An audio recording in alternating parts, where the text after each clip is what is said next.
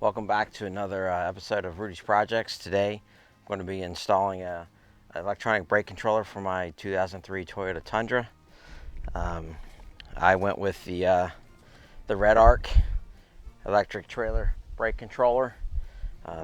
It's the automatic inertial sensing, but it also has some user control built into it. So you guys that are looking at doing your own install of an electric or of a trailer brake controller, there's two types that exist. There's a user controlled, which many of you are probably familiar with, the old slides boxes that are mounted underneath the dash, and then there's a newer one that has some inertial sensing equipment in it that will sense the vehicle braking and be able to apply brakes, all dependent on how hard you're actually pushing in on the brake. So this is the module that ends up getting installed down inside underneath the dash somewhere. That'll be something we have to find. When I bought this system, I went ahead and opted and got the wiring harnesses and everything that was available through e-trailer. This will tie into the actual system here, and this ties into the OEM wiring harness. This system comes with, looks to be a pretty decent set of instructions. We're going to find out here in a little bit. Just looks like just 3 steps, so maybe it's pretty simple. Again, this will get installed somewhere underneath the dash, up underneath the floor area where the pedals are.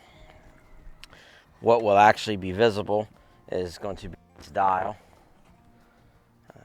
that will get installed somewhere. So I think one of the first things we want to do is maybe figure out exactly where we want to get this installed. So let's go ahead and go over to the truck and look and see what our options might be. Okay, coming into the truck here, down in here, somewhere up in here is where we're going to end up trying to install that module, maybe over there as well. I'll have to get in here and look and see what options are really available to us. Don't want to get too far over here where I might end up interfering with a potential OBD connection in the future. So ideally, in my mind, if I can have it somewhere in here, that's all the better. The actual knob, though, that we want to be able to use to control and set. I got this panel here, but that's not very accessible. This button here, not really a button, it's more of a cover, so that is an option. But with it being round, and this has actually got a dome shape to it, I don't know how well that would actually work, but this panel here actually looks like it might be the best option for me. And I think maybe I'll try to pop that out and see what it looks like in there and see if that would be the best option. Let's see if we can actually get this thing out without having to reach all the way up under here, which that could be interesting if I do have to go that route. Wonder if I can't just, it seems like it wants to come out. There.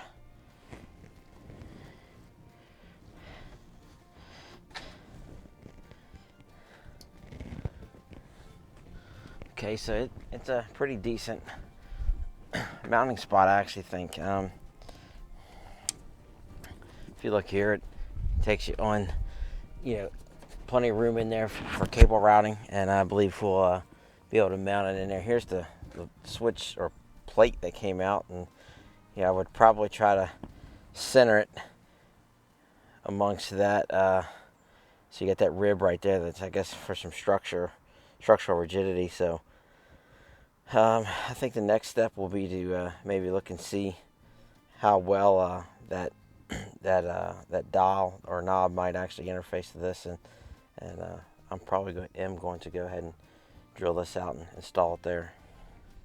Okay, so looking at this switch, it looks like the size, I keep calling it a switch, it's really a rotary knob, but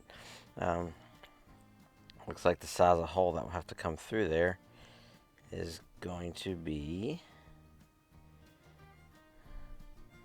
So that's 0.268, but this is actually what will capture it and pull it in tight on that. So that will, hole size actually appears to be required as a 385, 386. I had grabbed a drill bit earlier, which this is a size X, which measures at 395,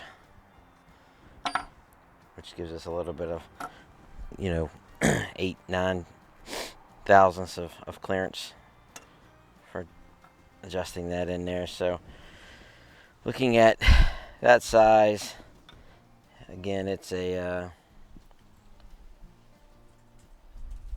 well, measuring it again, it's more like a 388. So that's going to be roughly, if I center it, it's going to be about that wide. Looking at this knob, if it's mounted on there, it's actually going to be shy of all the edges there. So I think that actually will end up being a pretty nice install.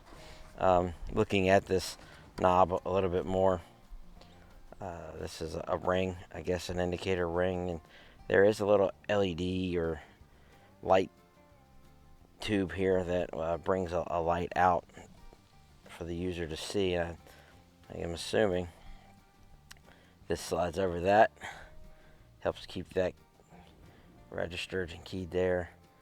This is what will actually fasten the unit down onto the plate that I end up drilling out, and then this knob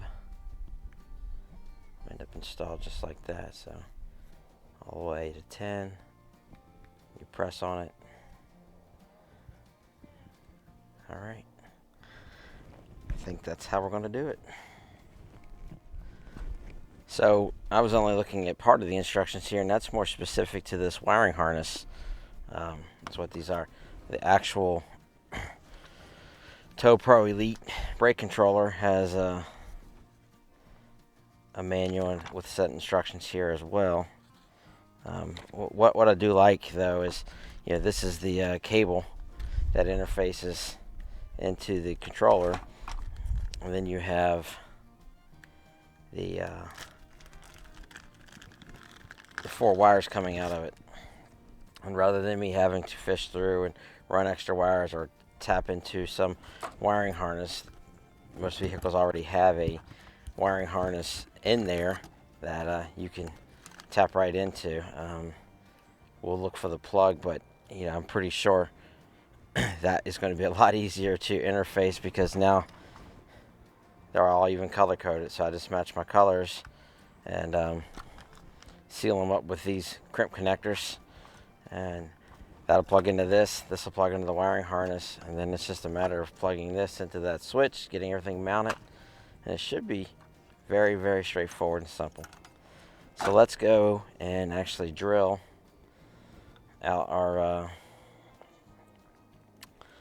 little plate here for this brake controller.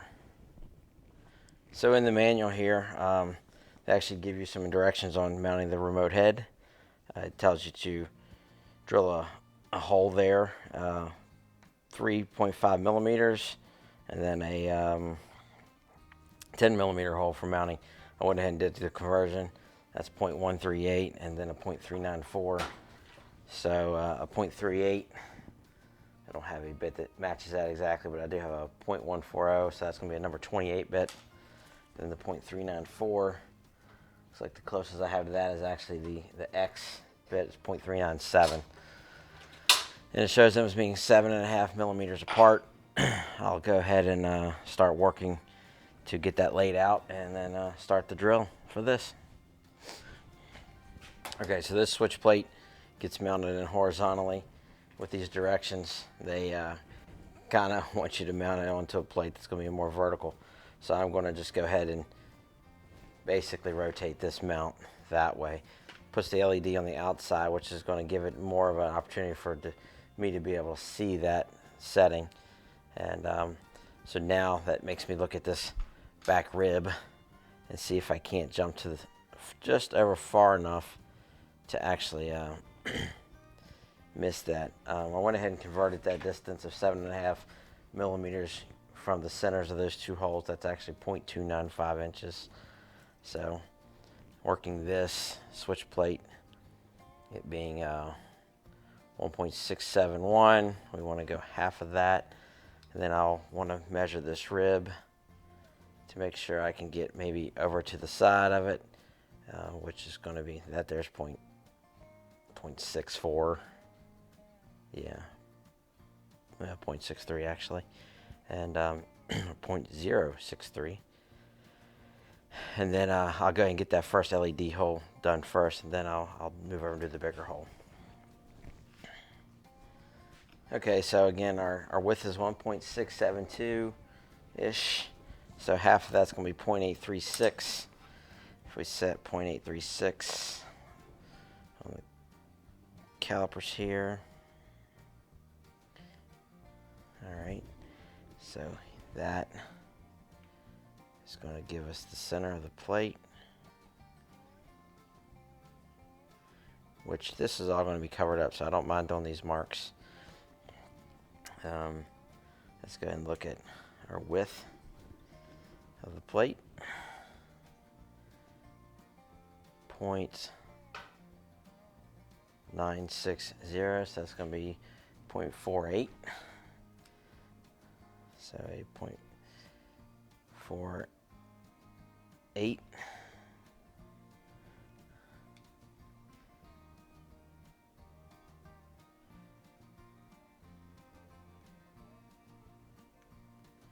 So there's the center of my plate.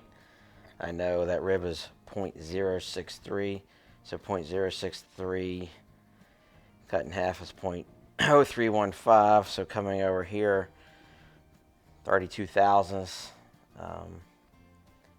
gets me gets me to the edge of it, and then I know I have a 138 bit, so 0.138 plus 0.032 means I need to come over 0.17 of an inch.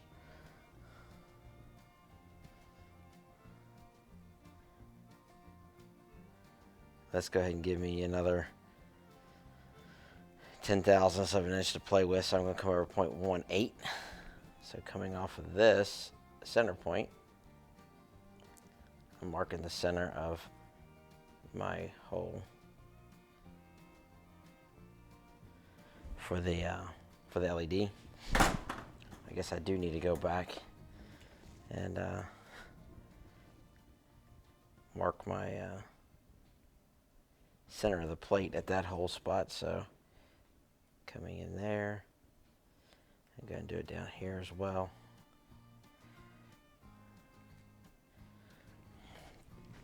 And that's a neat little trick if you don't know about this with calipers like that. You can ride the edge and use this point and actually score it enough that hopefully that's showing up. But you know, I've got that center line marked. I know my hole's going to be there. I know I have to come back 0.295 from this hole mark to mark that hole. So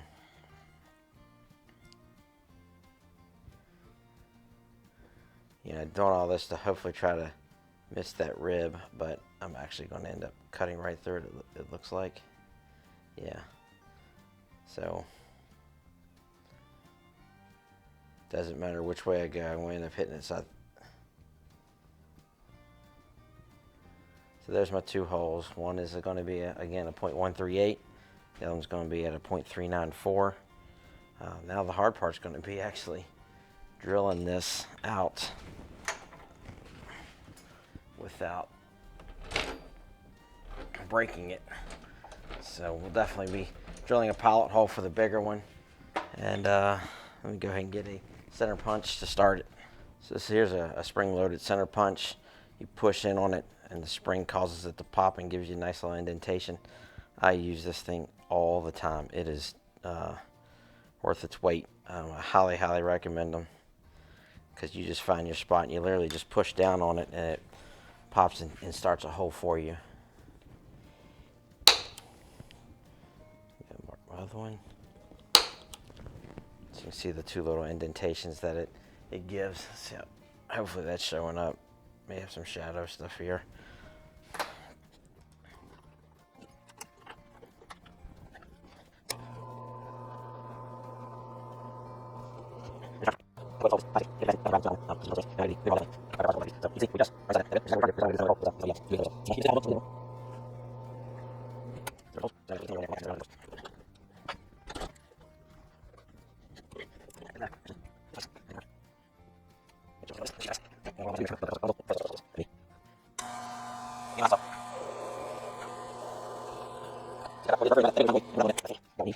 And we just barely kissed that rib right there. So overall, I think that worked out in that sense. But now that you actually think about it, this thing has to slide all the way up against that and touch it. So there's no sense in me of having done that, because that rib is going to prevent the switch from seating. So let me go grab the switch and we'll look at that real quick. So here's the intention of how to install it, and as you can see, that rib now is preventing this from getting in there and seating all the way, allowing the LED to slide in. So all that work, and found out didn't need to do it. Now I got to take this rib out. So I might just grab a pair of nips and see if I can't cut them out real quick. All right. So definitely nips out pretty easily there. Get these ears off. Now I'll have to figure out a good way to get this out, and maybe I'll just nip it a bunch of times and nibble away and take it out that way.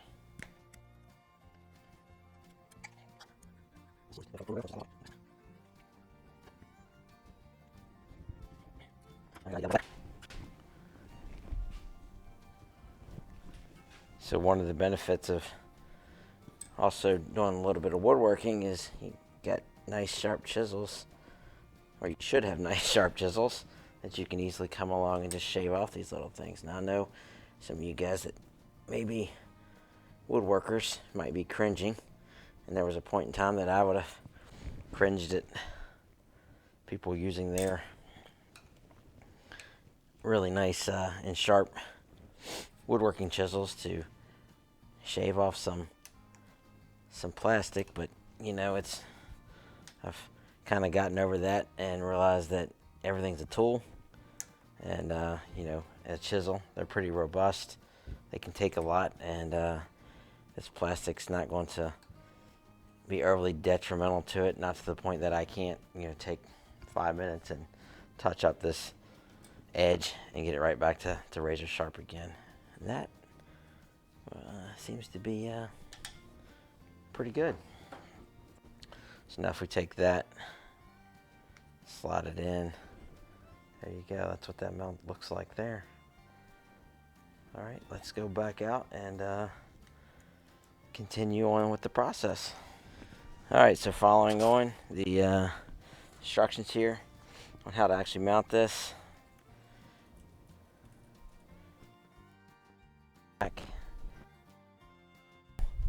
Plastic plate. It's going to slide over, and that's supposed to come in that hole and capture that LED, which it does. If I could actually hold it. There we go. And this nut slides over it.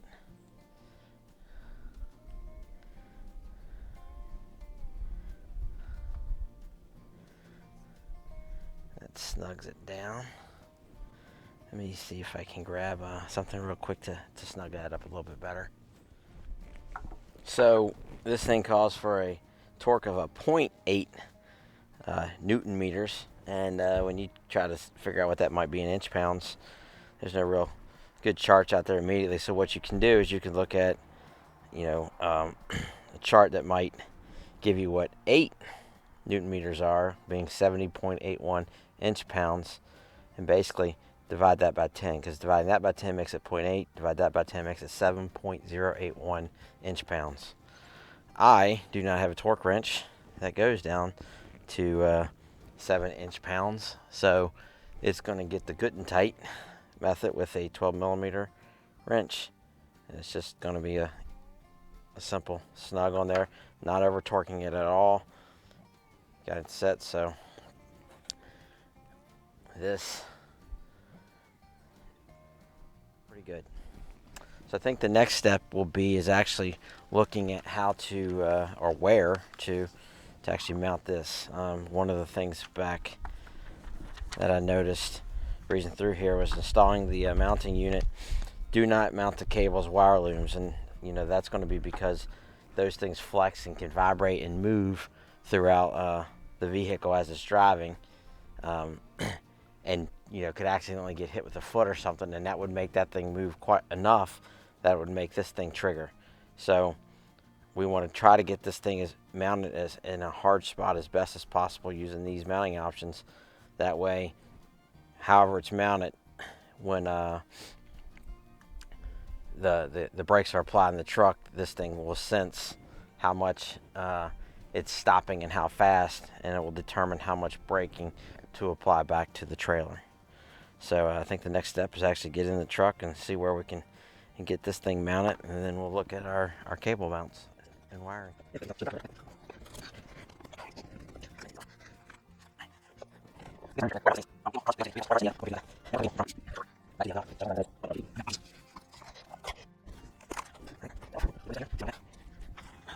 Okay, after quite a bit of digging and looking and trying to find other spots, I did a little bit more research, and it looks like people are able to install these relatively effectively, sorry about that, and efficiently using just cable ties, zip ties.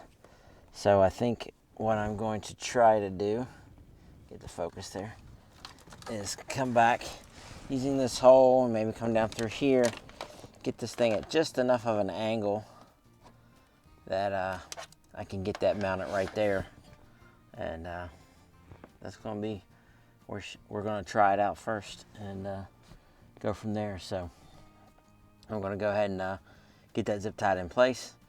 I already got the switch cable routed down through here, so it'll just pop in there pretty easy.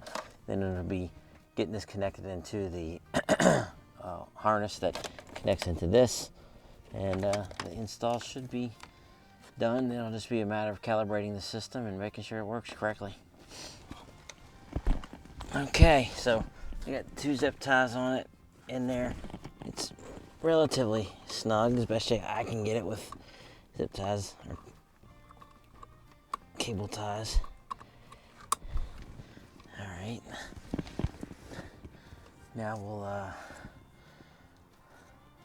look at running the wiring harness, and I gotta decide whether I want to trim this shorter, or I just want to tuck this up in there and secure it maybe to one of these other harnesses. I think I'll opt for keeping it long right now, and if it ends up being a problem down the road, I can always come back and trim it, but I don't know how it would be a problem in behind this little kick plate or side panel, whatever the thing's called. So let me grab that other harness. Yeah, we got lots that does appear. Yep, that is the mate. So that will go in there. Once this has all been wired up,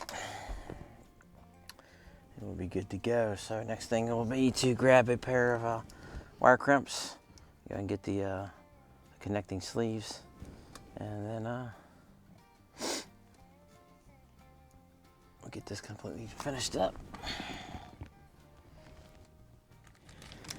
So here's the splicing barrels that they've provided.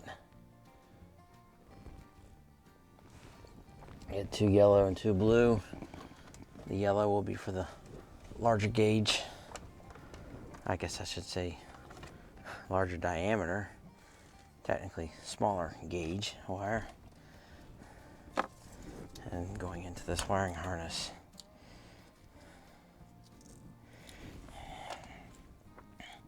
So let's go ahead and do the big ones first.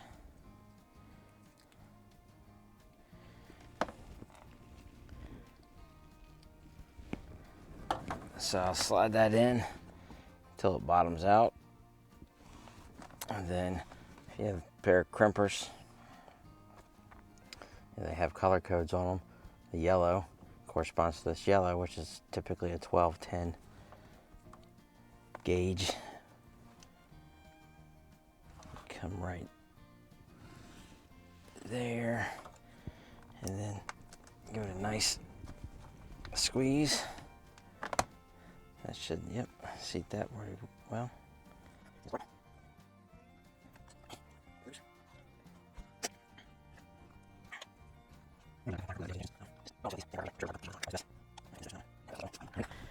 And then I'll just go ahead and match these up. Like when I take these off, I like to give them a little twist.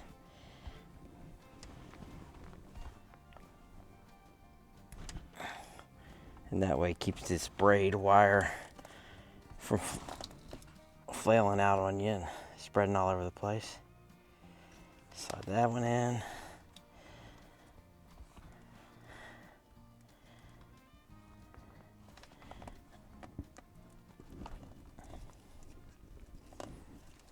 Good crimp.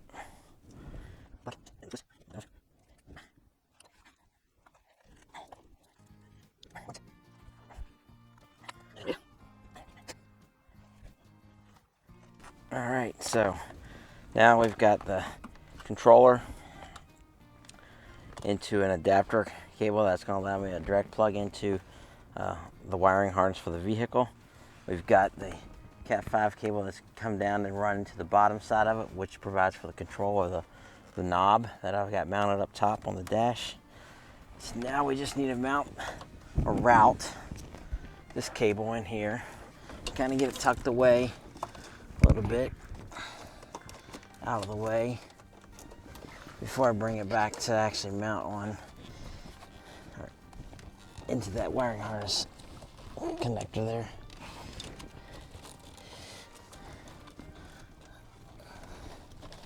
There we go.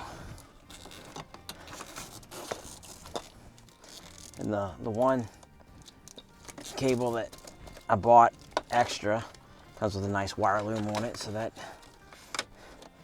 kind of helps clean it up a bit. What I want to do is I'm just going to go ahead and wrap it on itself, use another wire tie to secure it together, and we'll tuck it in there and then plug it in.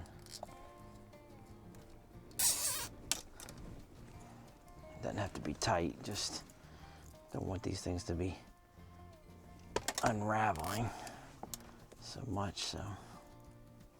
All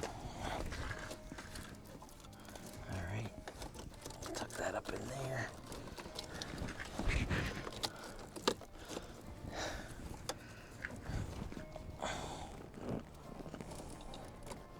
Now, this gets plugged in. Let's get this panel back in place.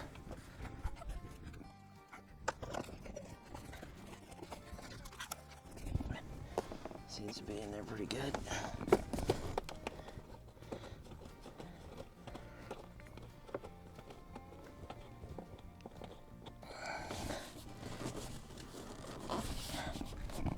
Yep. All right. Let's clean up a little bit and then come back and follow instructions to get this thing set up completely. Moving the camera around back and forth, I accidentally ended up unplugging the microphone, but this section I'm just talking about the inertial automatic mode versus the user mode and how to go into it, how to override it, and the different settings and how you would set it if you wanted to use it manually. Okay, I just got back from driving the truck around and I started the initial calibration by giving a bunch of application of the brakes. Was doing it and moving. I actually did a few backing up as well to allow that controller to start learning its orientation and learning how to brake in this install. So that's going to wrap up this overall installation of this electric trailer brake control. I did install the REDARC Tow Pro. It's pretty highly regarded as its quality. Did quite a bit of research before I spent the money on it. It is definitely one of the more expensive electric brake controllers, but I like the fact that basically the only thing that's showing is going to be that little knob on the side. No more of that big box hanging down with the slide on it. It's all out of sight now. Now I think it's a lot cleaner. I'm looking forward to using it. One of the last things that I did want to highlight is I was trying to put it into the manual mode earlier, and started reading more in the manual. You actually have to have a trailer hooked up to it before you can do that. So when I actually get my trailer, I'm going to order it probably here in the next few days. I'll be able to actually test that out, and hopefully at some point in time do a review in the future, letting you know how well this electric brake controller is working out for me. If you found this video helpful, go ahead and hit that like and subscribe button. I would really appreciate it. I will keep striving to put together some good videos and post them out. Hope you enjoy the videos. Thanks.